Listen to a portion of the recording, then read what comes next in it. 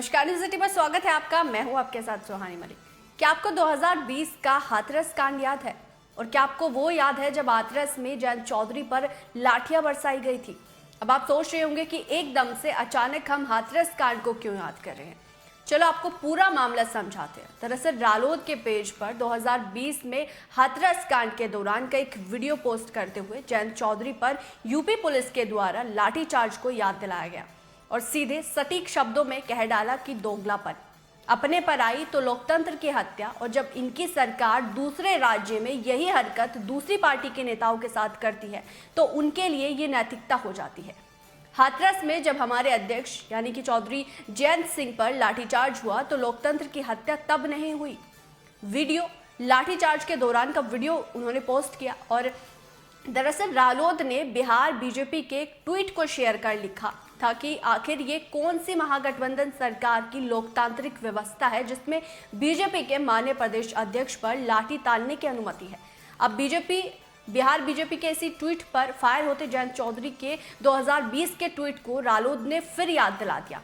अब आपको बताते हैं कि हाथरस कांड क्या था और जयंत चौधरी पर क्यों लाठीचार्ज की गई थी।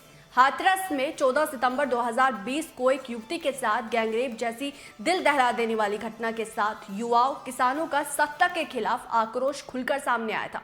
इसी के साथ ही सियासी समीकरण भी बन रहे थे और उधड़ भी रहे थे।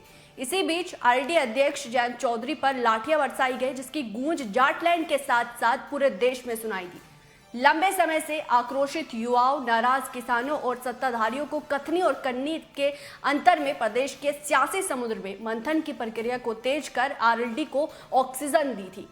हाथरस में एक दलित युवती के साथ 14 सितंबर 2020 को दबंगों ने क्रूरता दिखाई, उसकी जुबान काट दी, रीढ़ की हड्डी तोड़ दी और शरीर पर इतने जुल्म किए कि हैवानियत भी शर्मा जाए।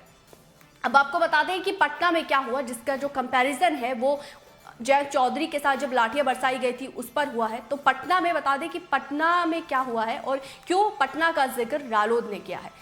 बिहार बीजेपी के एक नेता की गुरुवार को मौत हो गई। बता दें कि बिहार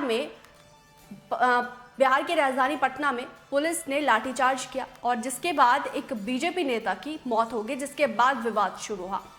विपक्षी बीजेपी ने आरोप लगाया कि पार्टी के जहानाबाद जिले के महासचिव की पुलिस के द्वारा लाठीचार्ज में मौत हो गई। हालांकि स्थानीय प्रशासन कुछ ही देर बाद इस प्रकार की घटना से इनकार कर दिया और पटना में जिला प्रशासन ने बयान जारी कर कहा कि उनकी लाठीचार्ज की वजह से उनकी मौत नहीं हुई क्योंकि शरीर पर चोट का कोई भी निशान नहीं था। इसी बीच ये अफवाह फैल गई कि उनकी मौत हो गई है और लाठीचार्ज की वजह से उनकी मौत हुई, जिसके बाद जमकर हंगामा हुआ और बीजेपी ने ये तक कह डाला कि यहाँ लोकतंत्र नहीं लाठी तंत्र है, जिस पर अब रालोद की तरफ से तंज कसा गया है कि जब अपने पर बात आती है तो लोकतंत्र की याद आती है, लेकिन जब दूसरी विपक्षी पार्टी के नेताओं के साथ यही सलूक किया जाता है तब कोई सवाल क्यों नहीं उठाता। बहरहाल इस रिपोर्ट पर आपकी क्या राय है, आप क्या समझते हैं, वो कमेंट बॉक्स में जरूर बताएगा। मेरे साथ फिलहाल इतना ही, मुझे दीजिए इजाजत, नमस्कार।